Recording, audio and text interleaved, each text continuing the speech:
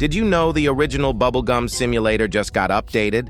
After 4.5 years, they have decided to come back to this game. The current update is more of a cleanup, but in just a day, the game will receive its first actual update. And as someone who had Bubblegum Simulator as one of their favorite games back in the day, I kinda had to join it again.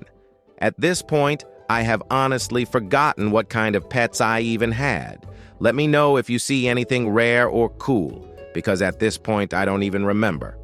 All I know is that a king kitty with a silently hat has always been funny due to how huge it is, and I'm lucky to own one myself. I actually met this little goober and he ended up temporarily scamming me out of my king kitty and silently hat just to try the combination himself. I did scam him back, though. Anyway, I have hatched over 19 million eggs just with my account, and I have a lot of things I either hatched or traded. You can count the secrets yourself. Here's my entire inventory with over 1.7 thousand pets if you were interested.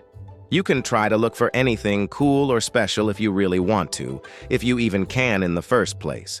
Since I had to speed up this part for the video, I found a mythic soul flower, one of the earliest mythics pretty sure, and I'm also pretty sure that it might be a bit rare. I also got a shiny eternal star, which may or not be rare. Some OG pets, no idea how rare is any of these and if they are rare at all. I actually have a few interesting teams here with random pets.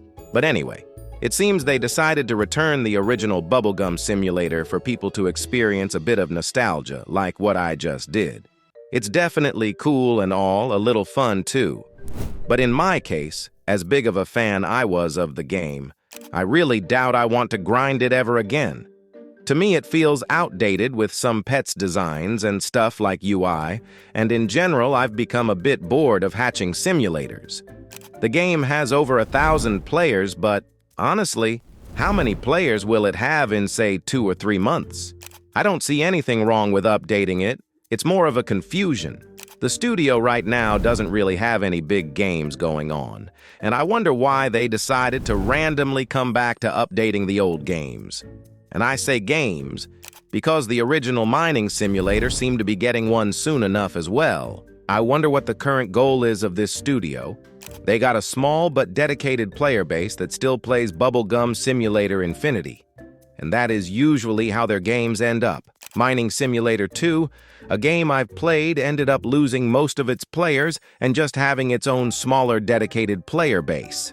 Pet Catchers had the same fate, although I personally wasn't a fan of it personally. And now Bubblegum Simulator Infinity. So to me, it feels a bit weird that they decided to go back to updating the old games instead of, doing something like working on some sort of a new game. But whatever their plan is, I guess at least some people get to enjoy the old games again for some nostalgia. Let me know your thoughts on this, and I'll see you next time.